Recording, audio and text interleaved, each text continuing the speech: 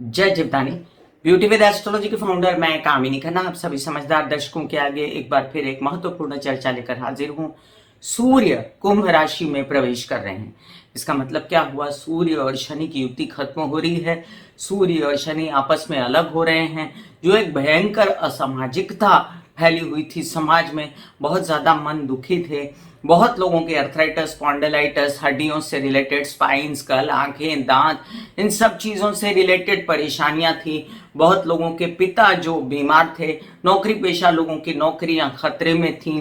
कई लोगों के ऊंचे ऊंचे ओहदे खतरे में थे। जो नेतागिरी, अभिनेतागिरी कर रहे थे, उनके लिए कई सारी समस्याएं खड़ी हो गई थी। तो ये सब अब खत्म होने जा रहा है। मन उदित तो होगा, लेकिन मन उदित होने के साथ साथ अभी भी सूर्य शनि के ही घर में जा रहा है। तो क्या होगा, चलिए चर्चा को शुरू करती हूं। मैं कामिनी खन्ना सबसे सबसे पहले निवेदन कर दूं आप सबसे कि सब्सक्राइब कीजिए मेरा यूट्यूब चैनल YouTube/ब्यूटी विद एस्ट्रोलॉजी। जब आप सब्सक्राइब करेंगे तो पॉपअप होकर ऊपर बेल बटन आएगा और उससे क्लिक करते ही मेरे चैनल की सभी जानकारियां आप तक सबसे पहले पहुंचती रहेंगी। मैं जो राशिफल बताती हूँ वो लग्न के अनुसार है, और आपको अगर कंसल्टेंसी चाहिए तो व्हाट्सएप नंबर मैंने दिया हुआ है इसी वीडियो के अंदर, उस पर जाकर आप मुझे व्हाट्सएप कर सकते हैं। तो चलिए हम जानते हैं कि 13 फरवरी 2022 को सूर्य कुंभ राशि में प्रवेश कर रहे हैं और ये 14 मार्च तक कुंभ राशि में रहेंगे। बेसिकली कुंभ राशि का स्वामी होता है शनि, और कुछ लोग और कुछ विद्वान इसको राहु को भी कुंभ राशि का स्वामी मानते हैं।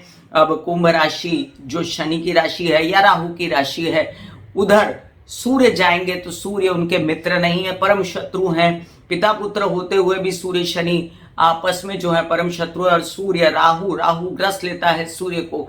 तो ऐसे घर में जाके सूर्य भला कैसे कंफर्टेबल रह पाएंगे? लेकिन यहाँ पर स्थितियां वैसी नहीं है।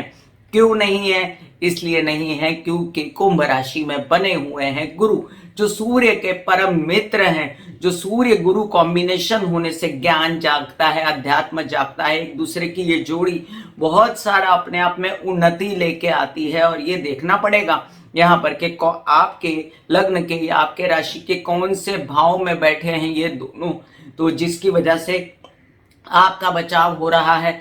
मजेदार बात यह है कि सूर्य कुंभ राशि में जब जाता है तब इसकी दृष्टि अपने घर पर पड़ती है, सिंह राशि, मतलब जो सिंह राशि है उस भाव पर पड़ती है इसकी दृष्टि।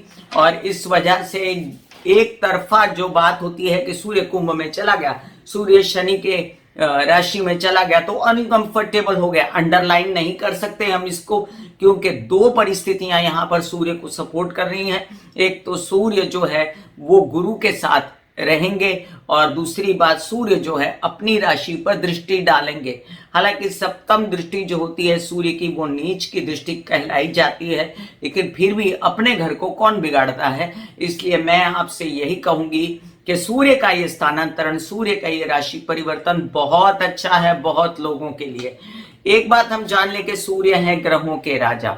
सूर्य अपने आप में आपकी आत्मा है, सूर्य आपका ओहदा है, सूर्य आपका अभिमान है, स्वाभिमान है, निष्ठा है आपका। मैं कह सकती हूँ आपके अंदर का डोमिनेटिंग तत्व है, आपके अंदर की जो कहते हैं ना कि खुशी है, आपके अंदर की उजागरता है, ब्राइटनेस है। और सूर्य तेज पुंज का राजा है, और सूर्य ग्रहों का भी राजा है। तो सूर्य को आदत होती है अपना राजत्व सब जगह दिखाने की, लेकिन जब वो शनि के घर में जाता है यहाँ पर वो थोड़ा सा अनकंफर्टेबल हो जाता है, क्योंकि यहाँ पर दूसरे ही लोग हैं, शनि है, राहु हैं, जो अपना कार्यकर्तृत्व दिखाने के लिए यहाँ बैठे हुए हैं, और सूर्य की वहां पर चलती नहीं।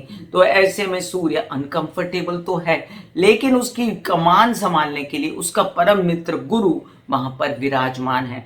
तो एक इंसान एक दुश्मन के घर में गया और वहां जाकर वो निहत्था हुआ, अकेला हुआ, तो वो बहुत परेशान हो जाएगा। लेकिन वहां पर एक उसका परम दोस्त बैठा हुआ है, तो थोड़ा सा आश्वस्त रहेगा दिल में कि देखिए मेरे दोस्त बैठे हुए हैं, मेरा कुछ बुरा नहीं होने देंगे। ये उसी प्रकार से स्थिति है, और सूर्य की दृष्टि भी काम करेगी। चलिए हम जानते हैं सूर्य को कौन कौन से नक्षत्र मिल रहे हैं इन दिनों में, क्योंकि कोई भी ग्रह जो है जिस नक्षत्र में विचर रहा होता है उसी के हिसाब से फल देता है।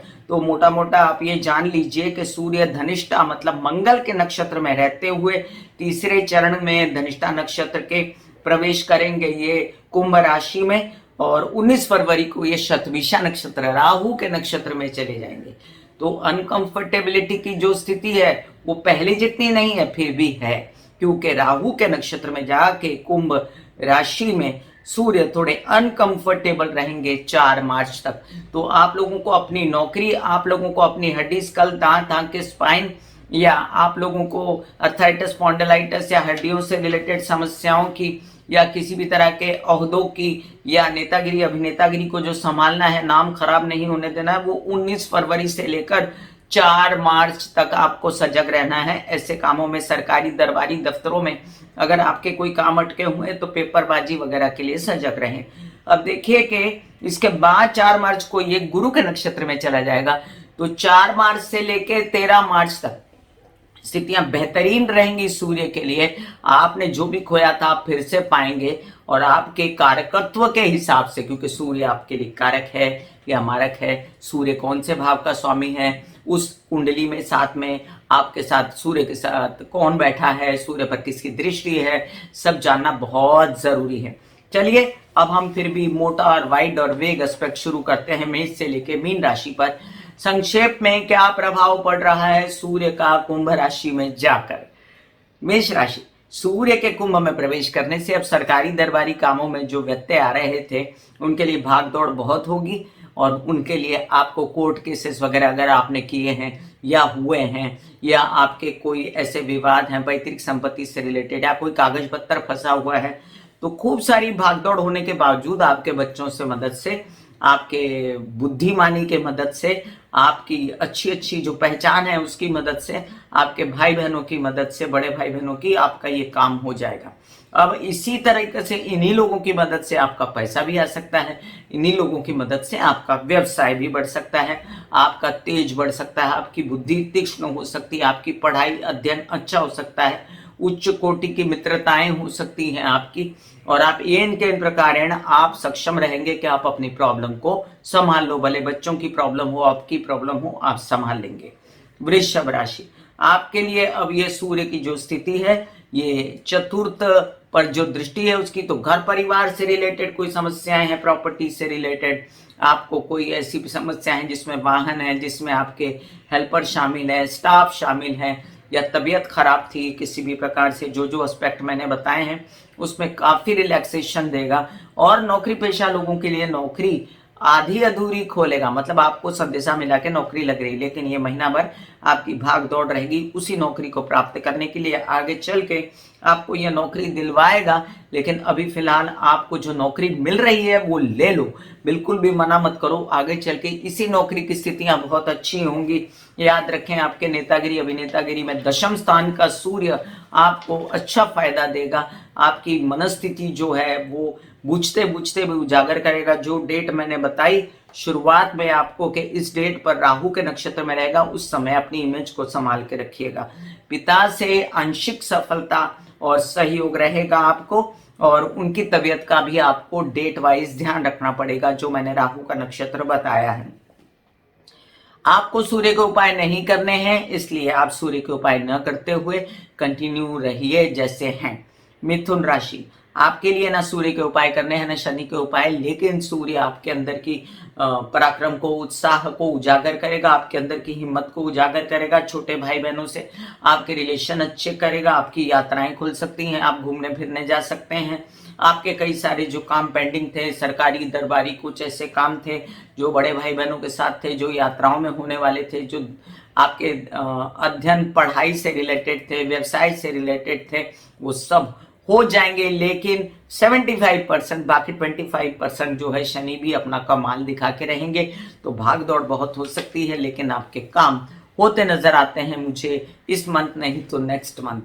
कर्क राशि, आपके परिवार में जो असमंजस पैदा था, बेचैनी थी, वाणी में जो कर्कशता थी, आपका मन दुखी था परिवार को लेकर, आपकी पैसों को लेकर, संचित धन की वेस्टेज हो रही थी, ये सब प्लस पॉइंट आपको दिखाई देते हैं कि ये सब सुधरने वाले हैं। लेकिन माइनस पॉइंट यहाँ है कर्क राशि वालों के लिए कि आप देख लीजिए कि आपके कुछ विवाहित जीवन से जो कलह क्लेश पैदा हुए थे उनको कंटिन्यू मत करिएगा, क्योंकि वो खत्म होने को चले हैं, तो वहां पर स्पेस दीजिएगा। व्यवसायिक पार्टनर के साथ भी उलझने की जरूरत नहीं है, शांति से रहिएगा।